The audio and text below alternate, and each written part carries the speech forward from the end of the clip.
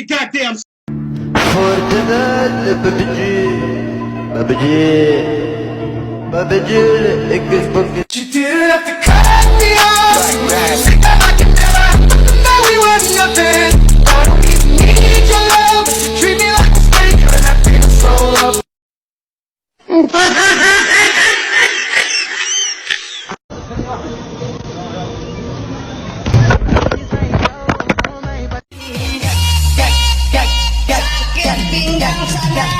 Pacaran denganmu tersiksa batinku, masih ingin tercampur dengan cemburu. Mau percaya, namun kecuriga, jangan. 2,000 years later. Bismillahirrahmanirrahim. Assalamualaikum warahmatullahi wabarakatuh. Saya atas nama Atta Amrul Aziz. Saya di sini akan menjelaskan mengenai makalah yang saya buat dengan judul Perjuangan Pendidikan Islam dalam Menegakkan Nilai-Nilai Moral dan Memerangi Penyimpangan Sosial. Lanjut pada pembahasan penyimpangan sosial dan pendidikan Islam. Penyimpangan dapat dianggap sebagai prosedur, metode, atau praktik yang melibatkan pengabaian atau pelanggaran terhadap aturan yang berlaku dalam suatu organisasi sosial.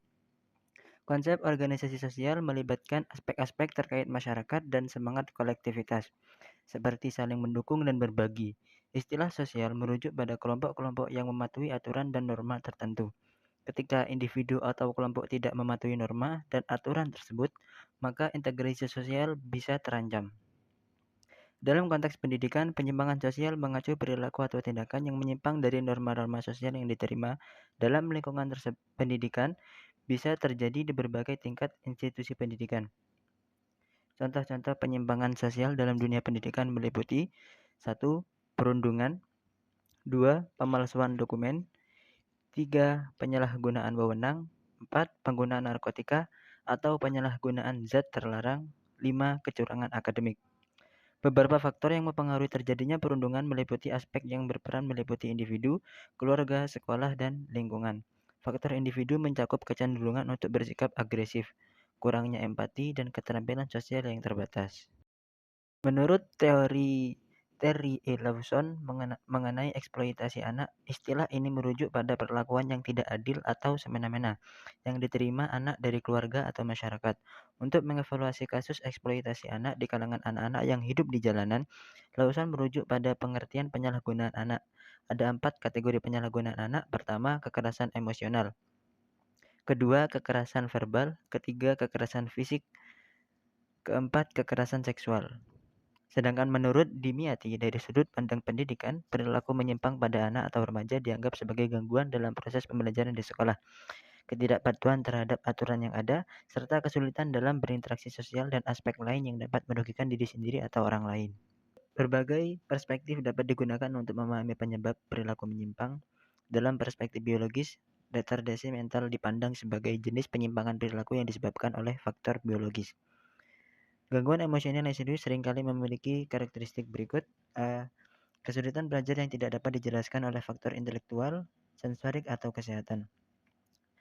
B. Kesulitan dalam membangun hubungan interpersonal dengan teman sebaya atau guru di sekolah. C. Kecenderungan untuk mengembangkan gejala fisik seperti kelelahan dan kesulitan dalam penyesuaian diri.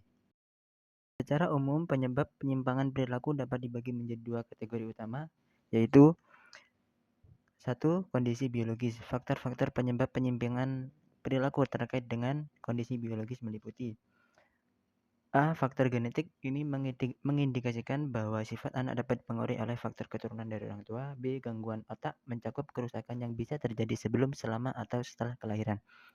C. Pola makan atau kondisi nutrisi. Kekurangan vitamin dan nutrisi yang tepat dapat mengakibatkan hiperaktivitas. Selain menimbulkan keterlambatan fisik dan mental, kekurangan nutrisi juga dapat menjadi penyebab perilaku menyimpang. 2. Kondisi psikologis juga dapat mempengaruhi munculnya perilaku menyimpang. Faktor-faktor ini bisa berasal dari lingkungan keluarga, masyarakat, atau aspek individu seperti stres. Konsep akhlak dalam pendidikan Islam dan masyarakat. Makna akhlak meliputi cakupan yang sangat luas dan tidak terbatas hanya pada kesopanan atau moralitas. Agar suatu tindakan dianggap sebagai akhlak, tindakan tersebut harus memenuhi 2 kriteria. Pertama, tindakan itu harus dilakukan secara berulang hingga menjadi kebiasaan. Kedua, tindakan tersebut harus dilakukan dengan kesadaran sendiri tanpa adanya tekanan dari luar. Al-Taumi Al-Syaibani menguraikan karakteristik akhlak dalam Islam dapat dikategorikan dalam 7 aspek, yaitu universal, keseimbangan, kesederhanaan, realistik, serta kemudahan, konsistensi antara ucapan dan tindakan, serta antara teori dan praktik, serta berpegang pada prinsip-prinsip akhlak yang mendasar. Sistem moral adalah suatu keseluruhan yang mencakup berbagai komponen yang saling berinteraksi dan berfungsi secara harmonis, dengan fokus pada nilai dan moralitas Islam. Peran akhlak dalam pendidikan Islam sangat krusial dan menjadi fondasi utama dari seluruh aspek pendidikan. Akhlak mempengaruhi penetapan tujuan pendidikan, metode pengajaran, penggunaan sarana dan prasarana, serta nilai-nilai yang diajarkan dan diterapkan. Tanpa adanya akhlak dan nilai Islam, seluruh elemen pendidikan tersebut tidak dapat dilaksanakan dengan efektif. Ketika membahas inti dari pendidikan Islam, kita akan menemukan bahwa akhlak memainkan peran yang sangat penting karena akhlak merupakan sumber utama dari nilai-nilai, maka internalisasi nilai-nilai tersebut menjadi salah satu tugas utama dalam pendidikan Islam.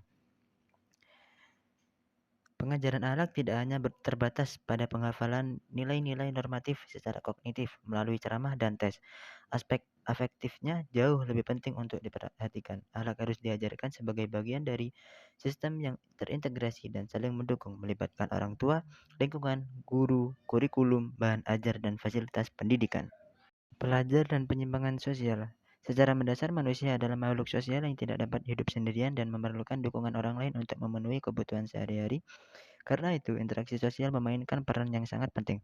Interaksi ini melibatkan hubungan antara individu dan individu lainnya, antara individu dan kelompok, serta antar kelompok.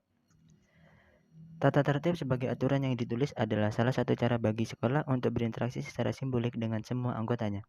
Perilaku menyimpang merujuk pada tindakan yang melanggar norma dan nilai-nilai masyarakat. Walaupun anak-anak biasanya menunjukkan konsep diri dan perilaku yang positif, lingkungan yang tidak mendukung, tekanan sosial dan tantangan dalam menghadapi tugas perkembangan saat transisi menuju dewasa dapat mengarah pada perilaku negatif di kalangan remaja.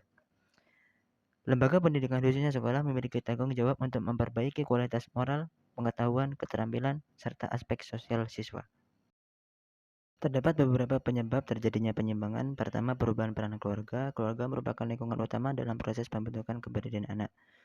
Hubungan harmonis antara orang tua dan anak serta antar saudara sangat penting. Anak-anak yang tumbuh dalam situasi keluarga yang tidak stabil, seperti akibat penceraian atau kematian orang tua, cenderung menunjukkan perilaku negatif. Dua, lingkungan sekolah yang tidak mendukung. Di era sekarang, perkembangan pesat dalam ilmu pengetahuan dan teknologi mempengaruhi sistem pendidikan di Indonesia. Kurikulum yang sering berubah dan padat dapat membuat siswa merasa terasing dari proses belajar. 3. Kurangnya pengawasan sosial dari masyarakat. Penyimpangan perilaku remaja bisa muncul karena masyarakat yang kurang ketat dalam mengawasi dan menindak pelanggaran norma sosial, seperti perilaku mabuk-mabukan, pergaulan bebas, atau perkelahian antar remaja. 4. Kegagalan sosialisasi.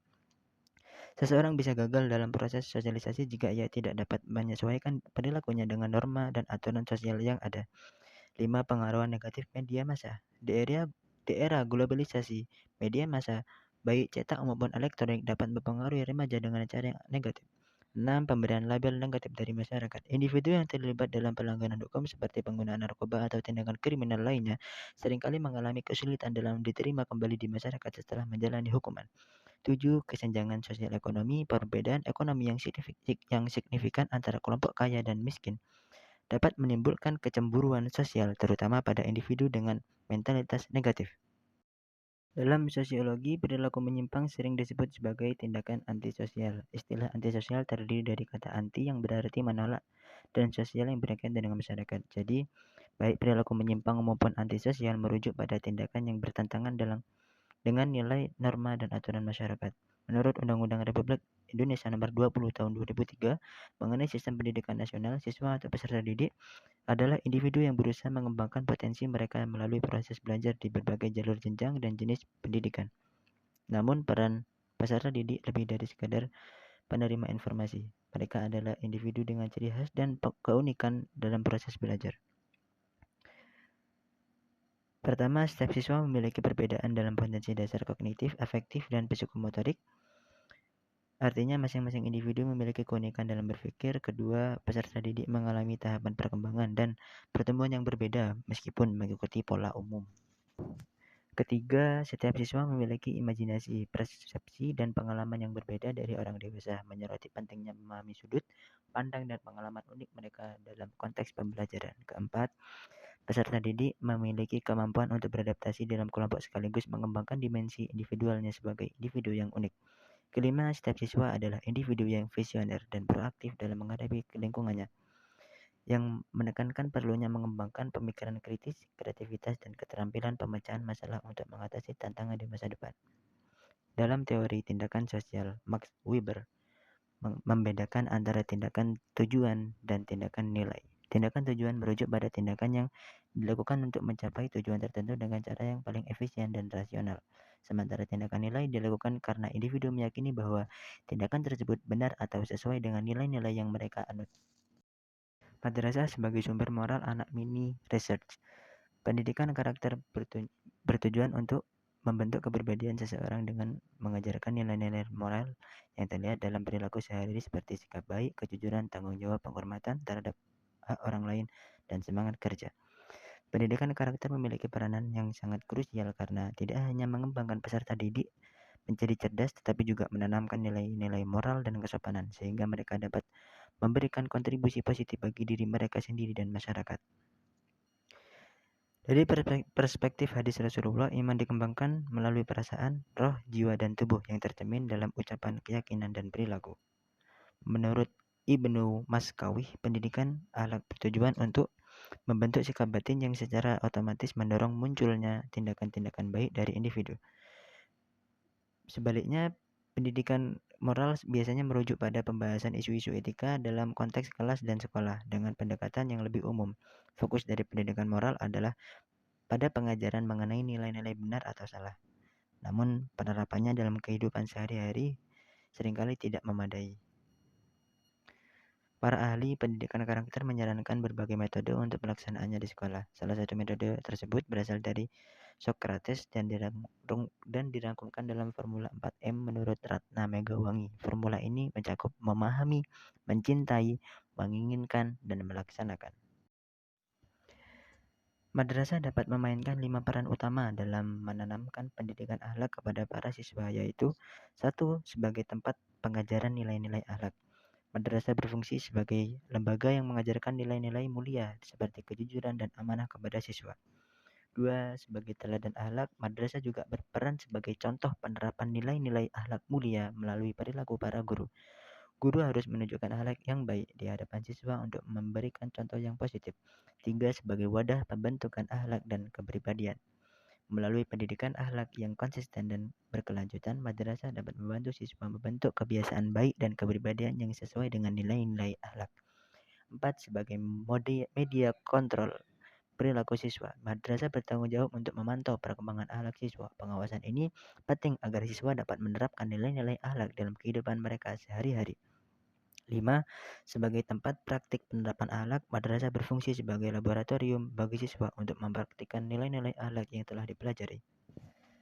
Penutup, yakni kemunduran umat Islam saat ini terkait erat dengan menurunnya nilai adab dan akhlak dalam diri individu. Hal ini disebabkan oleh pandangan dunia yang keliru mengenai konsep kebaikan dan keburukan akibat pengaruh barat yang menjadikan penilaian tentang baik dan buruk seringkali hanya bergantung pada akal manusia. Namun Islam mengajarkan bahwa pedoman utama adalah wahyu dari Allah yang mengarah pada kebahagiaan di dunia dan akhirat. Peran pendidik sangat krusial sebagai agen pembentuk karakter peserta didik, membimbing mereka agar berakhlak mulia, bertauhid kepada Allah Subhanahu wa taala, memahami norma sosial dan menjadikan Nabi Muhammad SAW sebagai teladan dalam kehidupan sehari-hari.